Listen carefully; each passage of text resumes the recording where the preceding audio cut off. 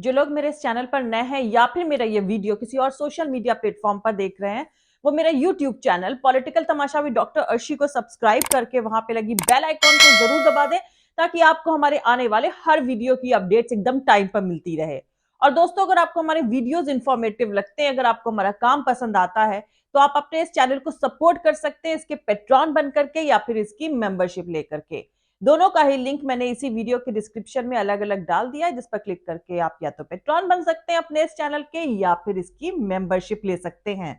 तो चलिए आज के सियासी तमाशे के सफर को शुरू करते हैं।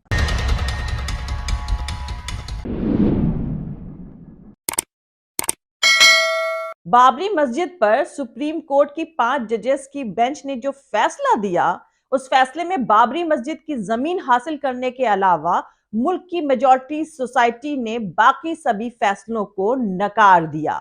और एक फैसला तो अब खुद सुप्रीम कोर्ट की छोटी बेंच ही नकार रही है।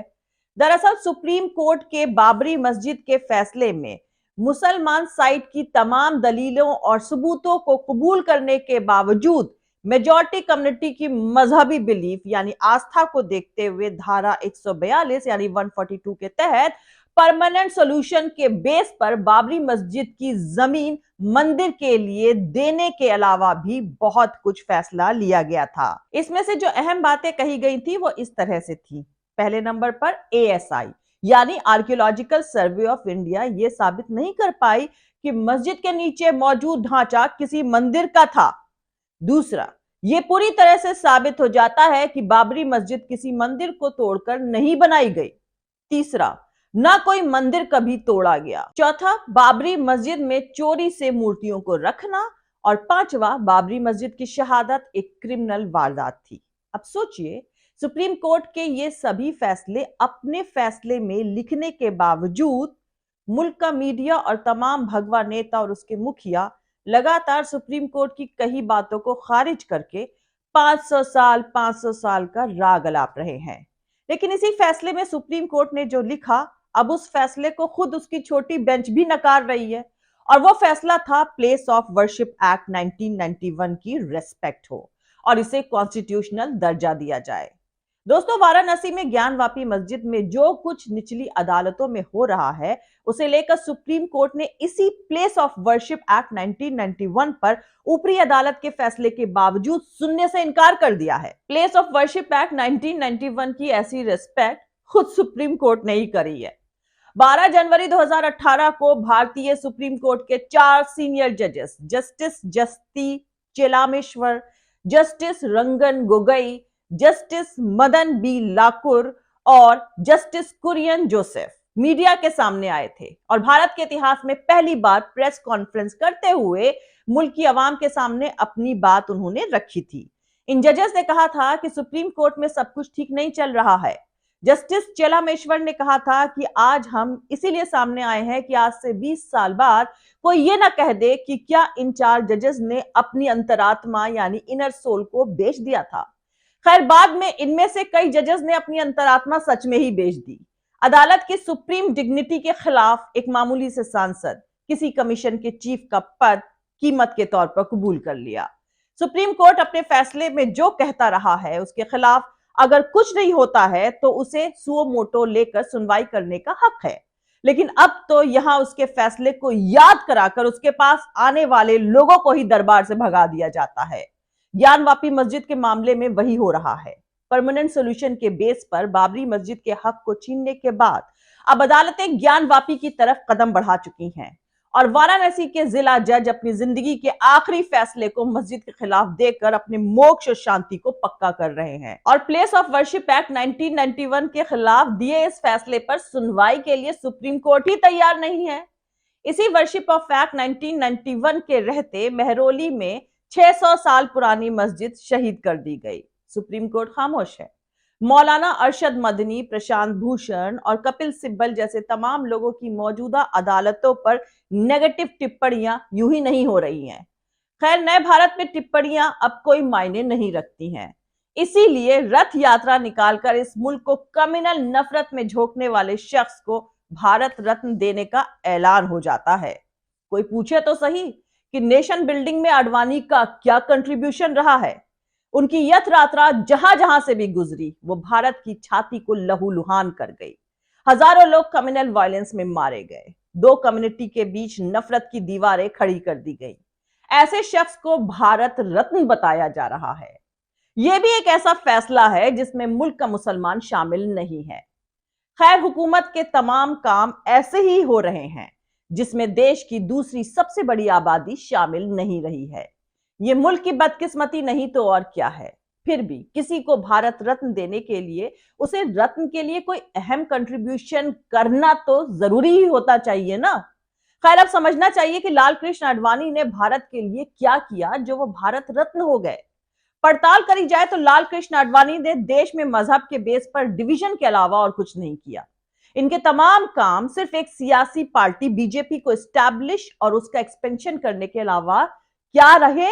ये कोई सियासी जानकार भी अगर ढूंढ ले तो उसे माइक्रोस्कोप के इस्तेमाल के बावजूद भी कुछ नहीं मिलेगा। दरअसल जब 4 अप्रैल 1980 को जनता पार्टी की नेशनल वर्किंग कमेटी ने अपने मेंबर्स को आरएसएस यानी राष्ट्रीय स्वयंसेवक संघ का मेंबर होने पर बैन लगा दिया था, तो पहले के भारतीय जनसंघ के मेंबर्स ने इसका विरोध किया और जनता पार्टी से अलग होकर 6 अप्रैल 1980 को एक नए ऑर्गेनाइजेशन भारतीय जनता पार्टी बनाने का ऐलान किया। लाल कृष्ण आडवाणी उनमें से एक थे। उन्होंने 25 सितंबर से 30 अक्टूबर के बीच सोमनाथ से अयोध्या तक 10 स्टेट से गुजरने वाली 10,000 किलोमीटर की रथ यात्रा या रथ जुलूस निकालने का ऐलान किया। ये यात्रा जहां जहां से गुजरी वहां वहां दंगे हुए। आडवाणी इस यात्रा में हर दिन 6 जगह 6 भाषण देते थे और उनके हर भाषण के बाद उस जगह दंगे भड़क जाते थे। इस तरह उनकी इस यात्रा के वक्त मुल्क में 166 दंगे हुए और इन दंगों में कुल 564 लोग मारे गए। अब यह नए भारत में ही मुमकिन है कि जिस शख्स के चलते भारत में 564 बेगुनाह लोग मारे गए थे उस शख्स को भारत रत्न बताया जा रहा है। लाल कृष्ण आडवाणी की इस यात्रा में उनकी नई नई पार्टी बीजेपी का जबरदस्त फायदा हुआ और कम्युनल डिवीजन के चलते बीजेपी इस पोजीशन में आ गई कि मुल्क की अगली सरकार बनना उसके सपोर्ट के बिना मुमकिन ही नहीं था। खैर, उनके इस अहम कंट्रीब्यूशन से लाल कृष्ण आडवाणी को भारत रत्न की जगह बीजेपी रत्न मिलता तो ये सही इंसाफ होता। वैसे नए भारत के न्यूली अपॉइंटेड भारत रत्न का इतिहास इतना ही नहीं है।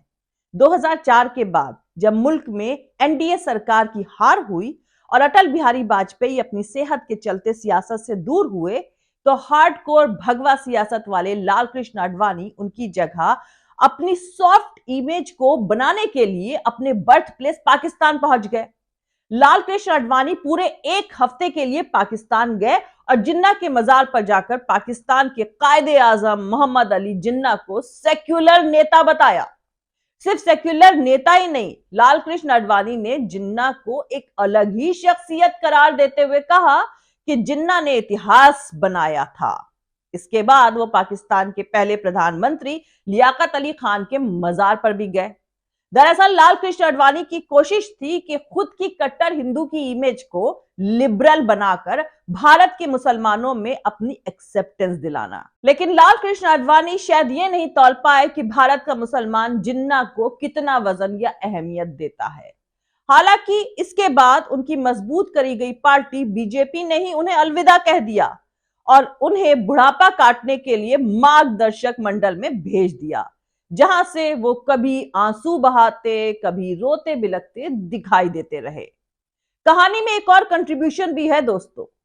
ये बताएं कि इसमें उनका भारत के लिए क्या कंट्रीब्यूशन है, तब जबकि उनके बहू और लाल कृष्ण आडवाणी के बेटे जयंत आडवाणी की वाइफ गौरी आडवाणी ने उन पर फिजिकल और मेंटल एब्यूज यानी शारीरिक और मानसिक शोषण के इल्जाम लगाए और इसे लेकर गौरी आडवाणी ने तब के प्रधानमंत्री अटल बिहारी वाजपेयी और उस वक्त के संघ चीफ केसी सुदर्शन को खत लिखकर लाल कृष्ण आडवाणी को फौरन भारतीय जनता पार्टी से बाहर निकालने की मांग करी थी।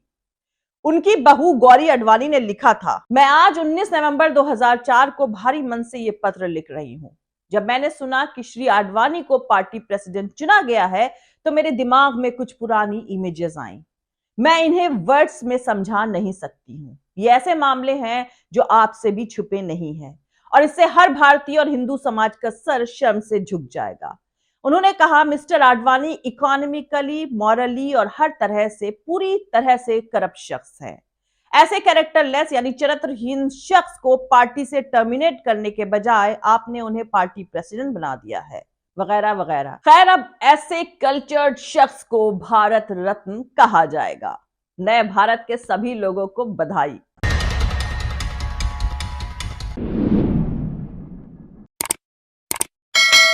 मिलते हैं अगले वीडियो में किसी दूसरे नए सियासी तमाशे के साथ। जय हिंद, सत्यमेव जयते, अल्लाह हाफिज। दोस्तों, हमारा पूरा वीडियो और दूसरे और वीडियो देखने के लिए हमारा YouTube channel political Tamasha with doctor Arshi को सब्सक्राइब करके वहां पे लगी बेल आइकॉन को जरूर दबा दें, ताकि आपको हमारे आने वाले हर वीडियो की अपडेट्स एकदम टाइम पर मिलती रहे। और दोस्तों, अगर आपको हमारे वीडियोस इंफॉर्मेटिव लगते हैं, अगर आपको हमारा काम पसंद आता है, तो आप अपने इस चैनल को सपोर्ट कर सकते हैं इसके पेट्रॉन बन करके या फिर इसकी मेंबरशिप लेकर के। पेट्रॉन बनने का लिंक और मेंबर बनने का लिंक, दोनों का ही लिंक मैंने इसी वीडियो के डिस्क्रिप्शन में अलग अलग डाल दिया है। और आप हमें फॉलो भी कर सकते हैं हमारे ट्विटर यानी एक्स पर, हमारे फेसबुक पेज पर और हमारे इंस्टाग्राम पर। मेरा ट्विटर हैंडल है @arshi अजीज खान।